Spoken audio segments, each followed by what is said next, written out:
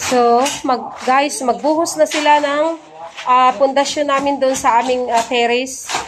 So, ayan yung brother ko. Nagmimix na siya ng simento na yan.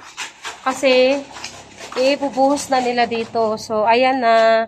Nakatayo na yung poste para sa terrace namin dito. Para sa porch dito sa labas.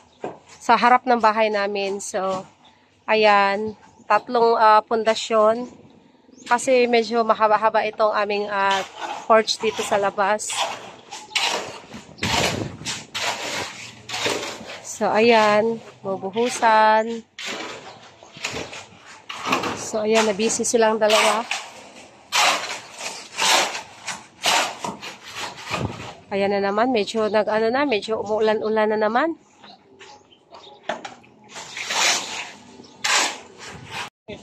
So guys, nabuhusan na nila yung ilalim. So, ayan na. Yung ilalim muna. Ayan.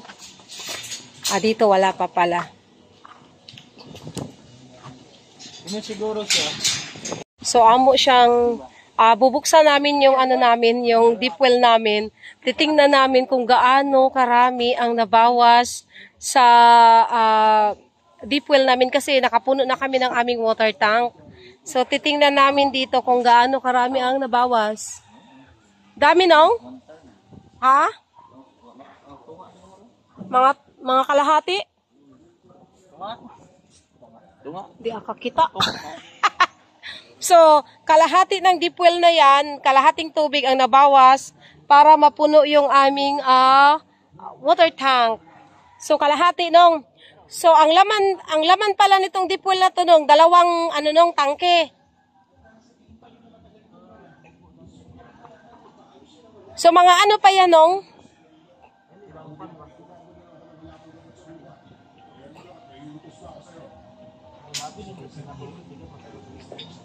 So, Hamlet, ang laman ng deep well na yan, 2 water tank, 1,000 liters? Napuno na yan. Oo, puno na yun.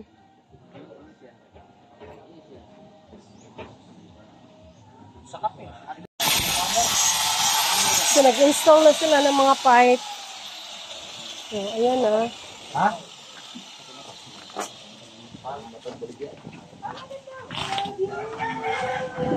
Ayan guys, mag-i-install na sila ng mga pipe para naman magkaroon na kami ng tubig sa loob ng bahay namin kasi tapos na sila sa water tank o sa pump. So, ito naman ang installation diri sa mga pipe diri sa likod. So, ito yung likod ng bahay namin. Yan. Tinatanggalan muna nila ng kalat para malagay nila yung mga pipe.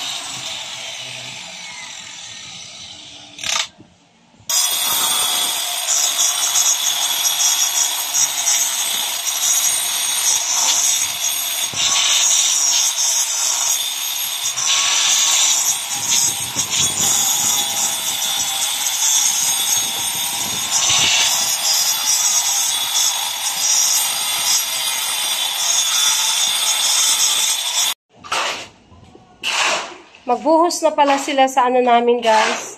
Magbuhos na sila sa porch namin. Punta tayo sa labas. Ayan. So, ayan pa lang. Yung sa ilalim pa lang yung bubuhusan nila. Tapos susunod niyan yung tawag doon, magporma. Okay. So, nagbuhos muna sila sa ilalim. Then, susunod na nito yung forma. Itong isa tapos na eh. Ayan o.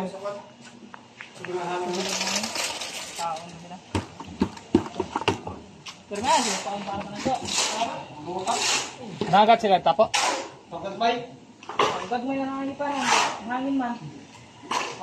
So, while nag-ano yung iba doon, nagbuhos sila doon sa porch. Si Manong Junjun naman dito, siya yung naglalagay ng mga pipe. Siya yung ano namin, siya yung master carpenter. So, ayan, naglalagay siya ng pipe dyan. Para magkaroon na kami ng tubig sa loob ng bahay.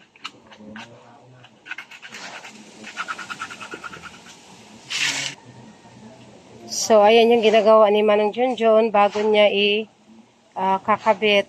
Anong pangalan niya, no? Yan. Oo. Solvent. So, nilalagyan niya muna ng solvent bago niya idikit. Pampaano ba yan? Pampadikit? So, pampadikit pala yung solvent na yan. So, syempre ako kasi guys, wala akong alam sa mga ganito, no? Kaya sobrang nag-trust talaga ako sa lahan ni Manong Junjun kay sila talaga yung mga magagaling talaga gumawa niyan. Yan, so sana mamayang gabi mayroon na kaming tubig para makapaglaba na kami. Gusto ko talaga maglaba guys kasi ang dami na naming damit na mga labahan. So puntahan naman natin yung ano. Hello. Puntahan naman natin yung mga nag-ano dito sa sa harapan, nagbubuhos ng pundasyon para sa ating porch.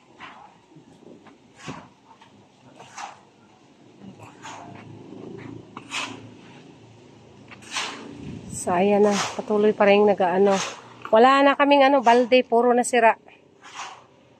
Ayan, nag-ano na lang sila, nag-DIY na lang. Asan yung isa? Guba na din? Sira na din? Yung yung may tawag nun. Ayan.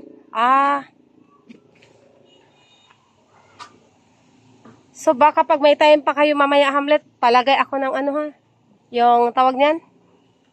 Trapal. Para makalaba kami doon mamayang gabi. Gigil na kami maglaba. Ang dami namin labahan. So natigil muna sila kasi kailangan nasira kasi yung namin. Ayan So, wag niyo na ako pabilihin kasi naman malapit na tayo tapos. Ha? Kaya nga eh. Tsaka konti na lang naman yung mga pangbuhusan natin. Finishing mga lalo. Finishing. Ina na lang anay. Saog pa. Ting saog. Oo, di ay. Pagtsagaan nyo na lang muna yan, ay. Ayun ang saog, ibrilano na ako. So, nagkuan muna sila, guys. Nag-DIY muna sila. Nag-DIY. So, ang oras ngayon ay mga 2:00. So, ito yung weather natin ngayon, mga 2:00 ng hapon. Tong na lalaya yung kamunggay. Di na mabuhi. Sumanubo pinaga.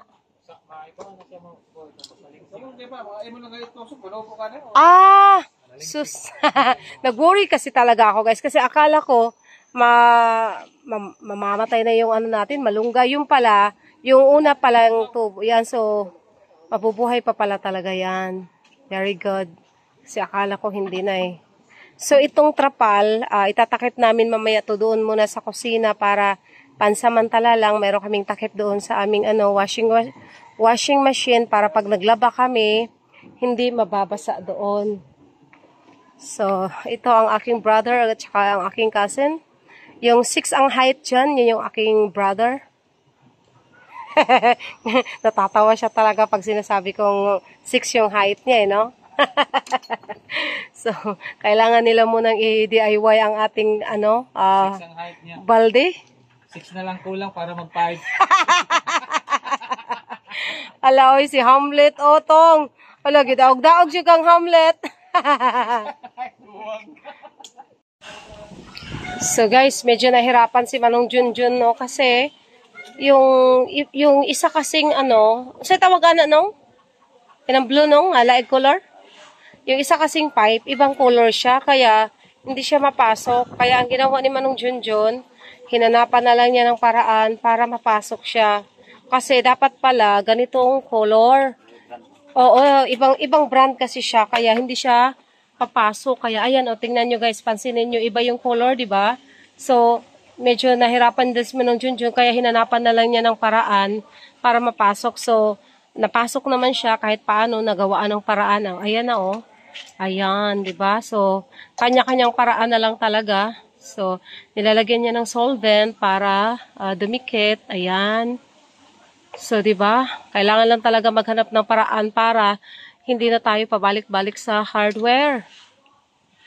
Ayan. So, ang ganda ng namin ng pipe na to kasi malaki siya. Kaya, malakas yung buga ng tubig.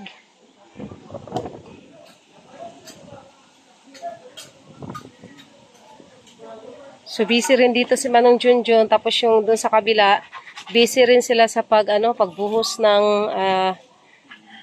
pundasyon ng porch namin doon sa kabila.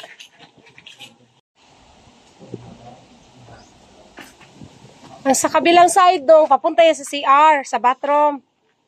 So yan guys, yung kabila naman papunta yun sa bathroom namin, sa loob ng kwarto namin. So ayan. Ito naman dito sa kusina.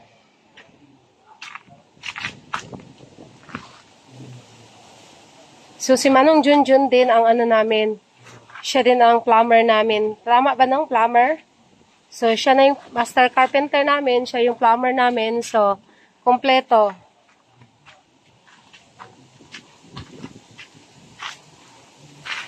So diba ayan na guys, oh. Yan.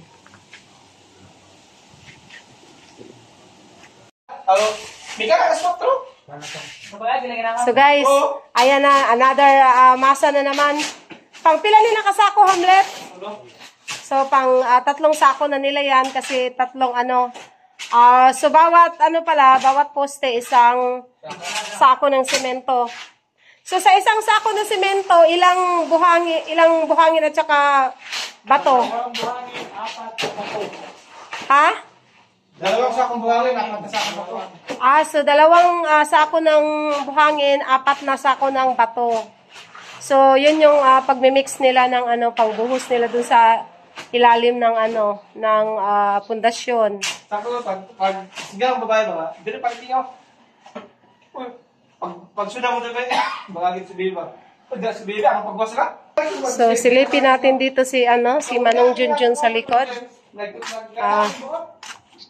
Medyo messy pa talaga ang aming kusina dito guys, no. Pasensyahan nyo na ang aming kalat dito sa likod kasi marami pa talaga kaming dito gagawin, kaya makalat pa ang aming lugar. So ayan na si Manong Junjun, patuloy pa rin gumagawa nag-i-install ng mga pipe. But at least mamaya lang, baka may tubig na tayo.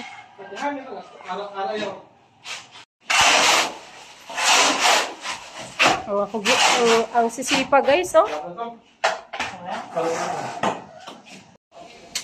So, ayan na guys, meron na tayong gripo dito para sa ating washing machine. So, dito ko kasi ilalagay ang aming washing machine para naka-attach na lang siya mismo sa gripo kasi automatic kasi yung washing, so kailangan talagang naka-attach palagi sa gripo. So, ito naman guys, ito naman yung konektado, papunta naman dito sa namin, sa bathroom namin, sa kwarto namin. So, ayan no. Sobrang nakakatuwa na kapag may tubig na. Papunta naman doon sa kusina. Ayan. Hello mga kamamshi, good evening. Mga kapapshi. So guys, sobrang happy ko kasi ito na, nakakapag-washing na kami dahil mayroon na talaga kaming tubig. So, malakas yung tubig namin, no? Nakakatuwa. Lakas ng hangin ngayon. Ayun, no? Open kasi yung ano namin. Open pa kasi yung likod namin. Kaya, medyo medyo mahangin pa. Kaya, ayun. Meron na rin kaming tubig sa aming lababo. Tapos, sa loob kasi ng bahay namin, wala pang kitchen. So, katatapos lang namin maghapunan. So, ito po yung ulam namin. Isda at saka hotdog. Ayun. Kaya, kami lang dito ng aking daughter. Dahil nga, yung brother ko, umuwi na. So, natambakan talaga kami ng labahan, guys. Ayan yung labahan namin, no? Diba? Nakatambak talaga yan. So, sobrang windy ngayon. Ayan. Hangin talaga. Sobrang hangin. But nakakatuwa lang kasi meron na kaming tubig. Makas ng ulan. Dito kami nagsasampay ng mga damit, oh. So, kapag umuulan, dito kami nagsasampay. Ayan. Kasi dito, kasi yan, trapal lang yung gamit namin dito. Baka mabasa. Kaya dito kami nagsasampay ng aming mga damit. So, yun lang muna ang ating vlog for tonight. So, mga kamamshi, mga kapapshi, thank you for watching. Sa susunod naman nating vlog,